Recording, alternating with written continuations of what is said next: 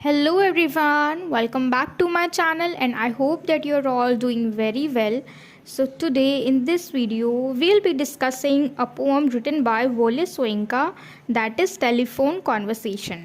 तो इस पोएम को शुरू करने से पहले हम पोएट को जान लेते हैं जो कि हैं Wole Soyinka. He is a Nigerian playwright, novelist, poet and essayist in English language. तो वोले सोयिंका क्या है? एक सबसे पहली बात तो ये नाइजीरिया के हैं जो कि वेस्ट अफ्रीका में पड़ता है. ठीक है, यानी ये भी अफ्रीकन है और ये भी ब्लैक है. ठीक, जिनको हम कहते हैं ना निग्रोज, तो ये भी वही हैं. And he is a play right, यानी ये प्ले राइट है. इसका मतलब है ये डायलॉग्स लिखते हैं, स्क्रिप्ट्स लिखते हैं मूवीज़ के लिए, प्लेज़ के लिए, ड्रामा के लिए. एंड ही इज़ नॉवलिस्ट, यानी नॉवल भी लिखते हैं. पोइट हैं इसलिए पोएम्स भी लिखते हैं. और एसेइस्ट यानी निबंध लिखते हैं, ऐसे लिखते हैं इन इंग्लिश लैंग्वेज में. He was born on July 13, 1934 and now he is 88 years old.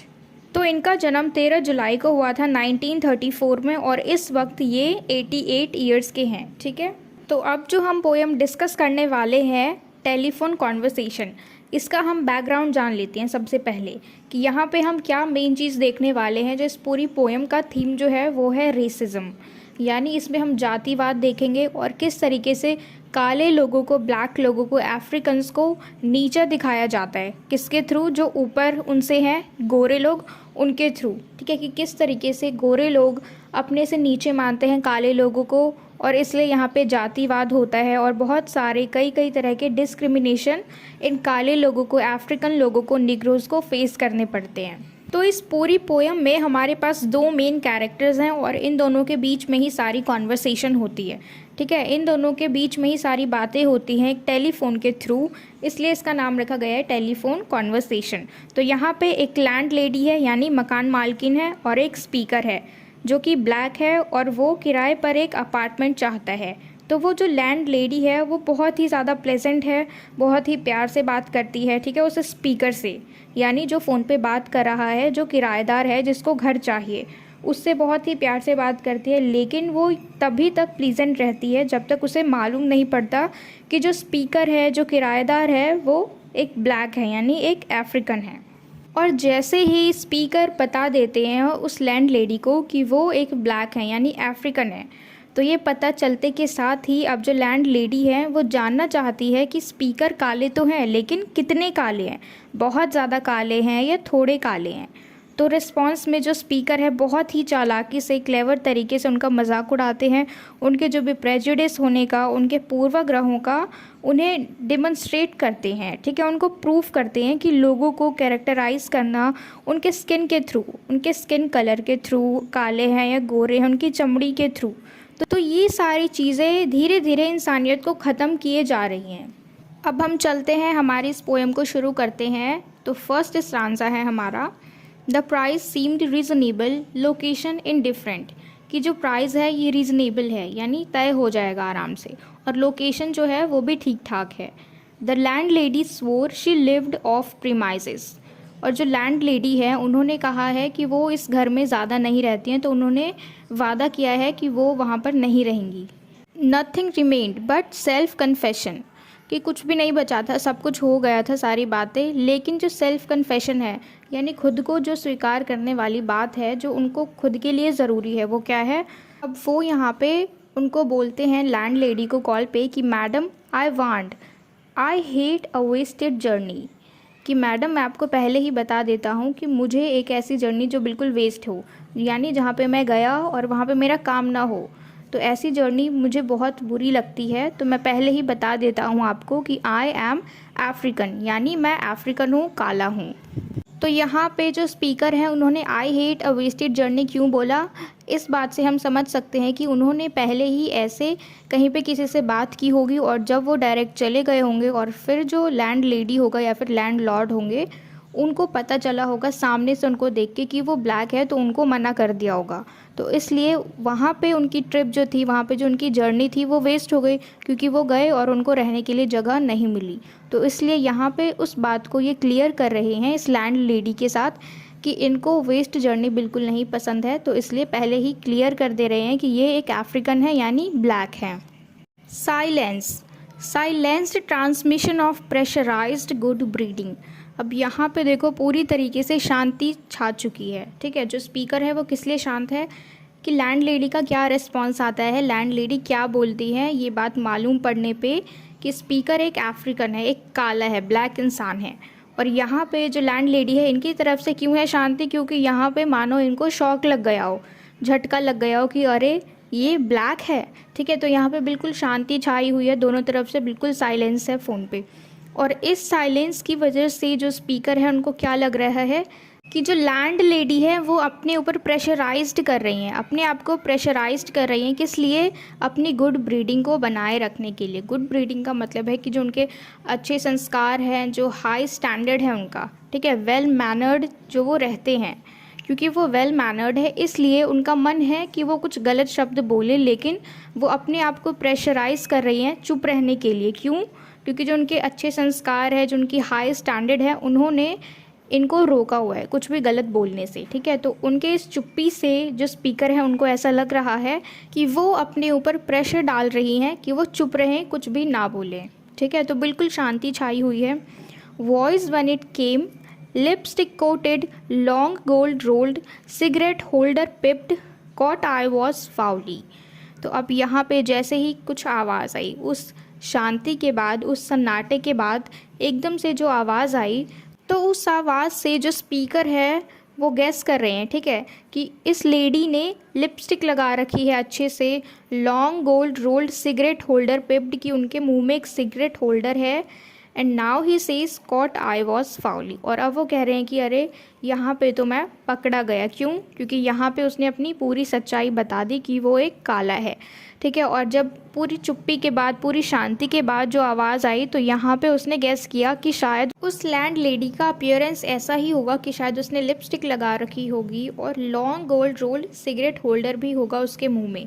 तो स्पीकर जो है उसने अभी तक देखा नहीं है अपनी लैंड लेडी को, लेकिन वो फ़ोन पे बात करते समय अंदाज़ा लगा रहा है कि वो किस तरीके से दिखती होंगी, कैसे उनके हाइट स्टैंडर्ड्स होंगे। और उनकी चुप्पी ने बताया कि कैसे वो ज़बरदस्ती चुप थी, अपनी डिग्निटी को बनाए रखने के लिए वो किस तरीके से अपने ऊपर प्रेशर डाल रही थी कि वो चुप रहें, कुछ भी उल्टा सीधा ना बोले। तो अब हम आगे चलते हैं हमारे नेक्स्ट स्टांजा पे। अब जो लैंड लेडी हैं वो पूछती है हाउ डार्क। जब स्पीकर ने बताया कि आई एम एन अफ्रीकन और बिल्कुल सन्नाटा छा गया। अब जो उन्होंने बोला कि हाउ डार्क, अब वो पूछ रही हैं कि चलो तुम काले हो, पर कितने काले हो? I had not miss heard, शायद मैंने गलत नहीं सुना। आर यू लाइट और वेरी डार्क, तो वो पूछ रही हैं कि तुम कितने काले हो, ज़्यादा काले हो या फिर थोड़े काले हो, बटन बी और बटन ए। तो मतलब ऐसा पूछ के स्पीकर से वो कहना चाह रही हैं या तो बटन ए दबाओ या तो बटन बी दबाओ, कि ज़्यादा डार्क हो, वेरी डार्क, और लाइट, कि ज़्यादा डार्क हो, ज़्यादा काले हो या कम काले हो। Stench of rancid breathe of public hide and speak, तो उनकी इन बातों से बहुत ही ज़्यादा गंदी बदबू आ रही थी। अब ये गंदी बदबू कैसी है? जो उनकी सोच है उसकी बदबू है। ठीक है, जो उन्होंने अपना माइंडसेट बना रखा है कि काले लोग नीचे होते हैं, उनकी बेइज्जती हो जाएगी अगर उन्होंने किसी काले इंसान को अपने घर में जगह दे दी। ठीक है, तो ये बदबू स्पीकर को आ रही है। Red pillar box, red double tiered, omnibus squelching tar. तो इस तरीके का अजीब सा क्वेश्चन सुन के जो स्पीकर हैं वो बिल्कुल चुप हो गए हैं अब। ठीक है, वो बिल्कुल साइलेंस में हो गए हैं। और red booth, red pillar box, red double tiered, omnibus squelching tar, इसका क्या मतलब है? यहाँ पे रेड रेड जो चीज़ें हैं, यहाँ पे ये रेड सिंबल है उनके गुस्से का। ठीक है, कि उनको बहुत ज़्यादा गुस्सा आ रहा है। जो रेड बूथ है उन सब में उनको बहुत ही ज़्यादा गुस्सा दिखाई दे रहा है। क्यों? क्योंकि इस तरीके से उन्होंने क्वेश्चन किया कि कैसा डार्क, लाइट डार्क या फिर बहुत ज़्यादा डार्क। तो शुरू में तो हमारी मकान मालकिन यानी जो लैंड लेडी हैं वो चुप हो गई थी इनके बताने पे कि एक अफ्रीकन है, तो वहाँ पे उस वक्त साइलेंस छा गया था। तो सेम वही साइलेंस दोबारा से यहाँ पे छा गया है, किसकी तरफ से? स्पीकर की तरफ से, क्योंकि इस बार जो क्वेश्चन उन्होंने पूछा लैंड लेडी ने वो बहुत ही अजीब था और उसका कोई मतलब नहीं था कि किस तरीके का बेढंगा सा क्वेश्चन है कि तुम लाइट हो, वेरी लाइट हो, और आर यू वेरी डार्क, कि किस तरीके के हो तुम, ज़्यादा काले हो या थोड़े काले हो। It was real, shamed by ill mannered silence, surrender post dumbfounded to beg simplification. अब उन्होंने बोला कि इट वॉज़ रियल, कि ये सारी बातें सच थी, जो भी उनको लग रहा था, उनको गुस्सा आ रहा था, किस लिए आ रहा था, जो भी रीज़न था वो सब कुछ सच है।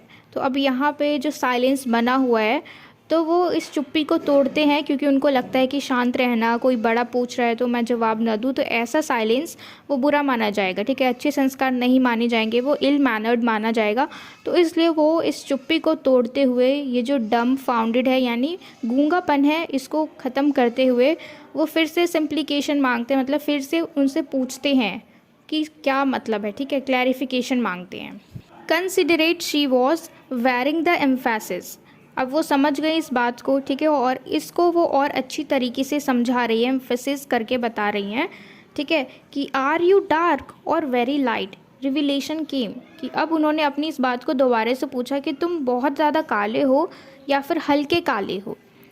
तो अब यहाँ से जो स्पीकर हैं वो चालाकी से जवाब देना शुरू कर देते हैं, इस तरीके से जवाब देते हैं कि ऐसे में उनकी बेइज्जती भी हो और सामने से ये बिल्कुल डायरेक्ट उनको बोले भी ना, ठीक है। तो ये क्या बोलते हैं कि यू मीन लाइक प्लेन और मिल्क चॉकलेट, कि आपका मतलब है कि जैसे चॉकलेट होते हैं दो तरीके की प्लेन चॉकलेट और मिल्क चॉकलेट, क्योंकि जैसे उन्होंने सवाल पूछा कि डार्क हो या लाइट डार्क हो, ठीक है, कि हल्के काले हो या फिर काले ही हो पूरे, तो इसीलिए यहाँ पे जो स्पीकर हैं वो कह रहे हैं कि यू मीन लाइक प्लेन और मिल्क चॉकलेट, कि प्लेन चॉकलेट या मिल्क चॉकलेट, क्योंकि चॉकलेट तो चॉकलेट है, उसमें थोड़ा सा मिल्क ऐड कर दिया, लेकिन है तो वो चॉकलेट ही है ना, तो थोड़ा सा ही डिफरेंस है दोनों में, लेकिन है तो वो चॉकलेट ही। अब हम आगे बढ़ते हैं। Her assent was clinical crushing in its light impersonality.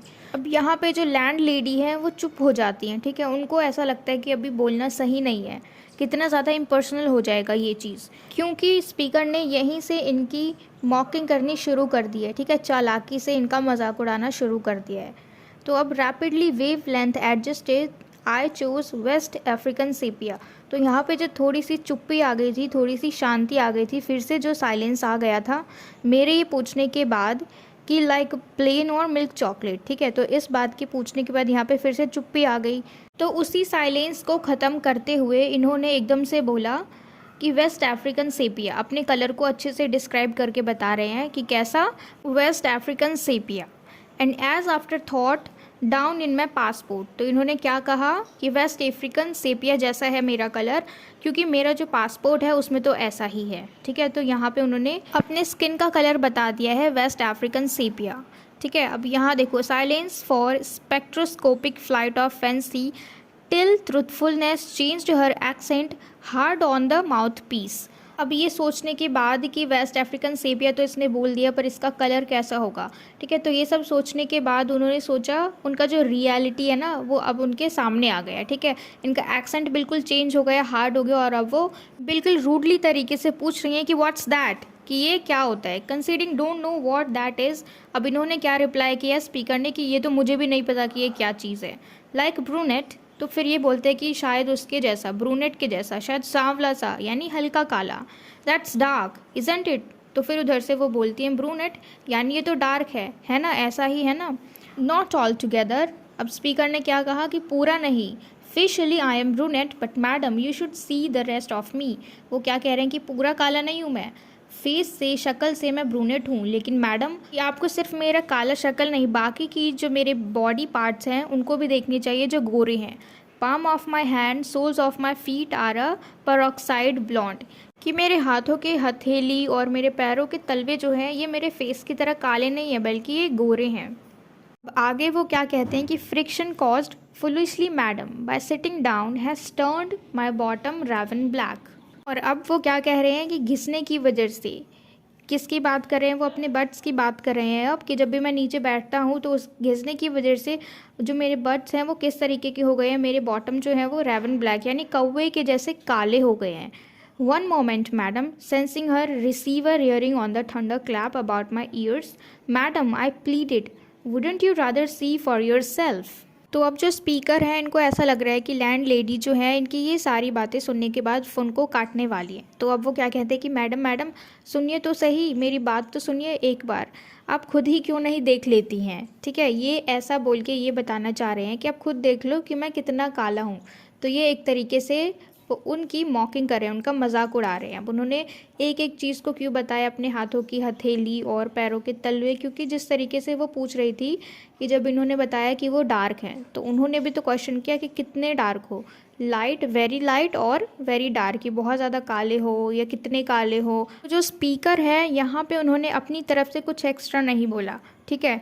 जैसा भी रिस्पॉन्स दिया उन्होंने, जिस तरीके से दिया, क्योंकि वैसा ही क्वेश्चन उनसे किया गया था, ठीक है, जैसा क्वेश्चन किया गया था उसी तरीके से इन्होंने आंसर भी दिया। क्योंकि जो लैंड लेडी थी वो भी अपनी डिग्निटी बनाए रखना चाह रही थी, इसलिए वो डायरेक्टली कुछ नहीं बोल रही थी, ठीक है। और इसी तरीके से जो हमारे स्पीकर हैं ये भी अपनी डिग्निटी को बनाए रखना चाह रहे हैं, कुछ गलत नहीं बोलना चाह रहे हैं, तो इन्होंने भी एक अच्छा रिस्पॉन्स दिया उनको उनके क्वेश्चन का। तो इस पोएम के थ्रू हम देख सकते हैं कि ये जो रेसिज्म है ये किस तरीके से जड़ तक फैला हुआ था इतना स्ट्रांगली, कि यहाँ पे देखो, अगर मकान मालिक है उसको मकान किराए पे देना है तो रेंट की बात नहीं कर रहे हैं ये लोग कि मेंबर कितने हैं फैमिली में, ये बात नहीं कर रहे हैं, बल्कि जो ज़रूरत है ही नहीं उनके स्किन कलर की बात कर रहे हैं, है ना, कि सब कुछ तय हो गया, अब मुद्दा क्या है, स्किन कलर की, उनकी चमड़ी का रंग क्या है, काला है या गोरा है, और अगर काला है तो कैसा काला है। मतलब यहाँ पे कोई सेंस ही नहीं है बात में, यूज़लेस है ये सारी चीज़ें, ठीक है। लेकिन फिर भी कितना इंपॉर्टेंस दिया जा रहा है। पुराने टाइम में यही होता था, रंग भेद, ठीक है, उनके हिसाब से ही उन लोगों को जज किया जाता था, जो काले थे उनको नीच माना जाता था, उनके साथ भेदभाव किए जाते थे। तो जैसे जैसे हमने इस पोएम को लाइन बाय लाइन समझा, लाइन बाय लाइन पढ़ा, तो वैसे वैसे हमें पता लगा कि समाज में कितना ज़्यादा रंग भेद की वजह से लोगों के साथ इतना भेदभाव किया जाता था। तो देखा जाए तो हमारे लिए भी सबसे ज़्यादा ज़रूरी क्या होना चाहिए कि हमारे सिर के ऊपर छत हो। लेकिन समाज में कुछ ऐसे लोग हैं जो इंसानियत भूल चुके हैं और वो क्या करते हैं, जातिवाद को बीच में ले आते हैं, रंग भेद को बीच में ले आते हैं, ठीक है, काले गोरे करने लग जाते हैं। लेकिन वो ये नहीं समझते कि हमारी इंसानियत सबसे ऊपर है। कलर्स को, जो हमारी स्किन कलर है, जो हमारी जाति है, जो भी हमारी कास्ट है, उन सबसे ऊपर हमारी इंसानियत है।